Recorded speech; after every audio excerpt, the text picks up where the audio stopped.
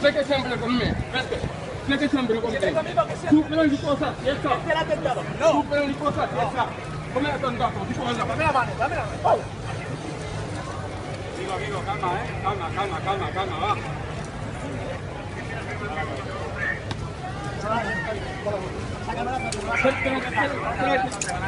Siempre mi porta caserme.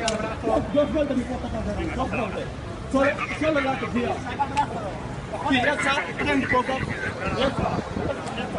Ya está, prendi cosas. Ya está, amigo. Ya está. Oh. Ya está. Oh, ya está, prendi cosas. Rodilla, suelta. Yo siempre me... Hazme siempre.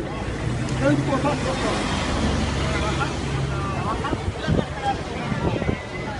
Siempre conmigo, siempre, perché sempre conmigo.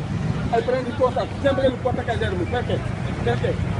Hay mucha gente aquí, solamente caserme, solamente, perché? Prendi cosas, ¿cierto? Él voy a mirar televisión. ¿Cómo tú vas? Voy a buscarle ahí el problema. Silvia.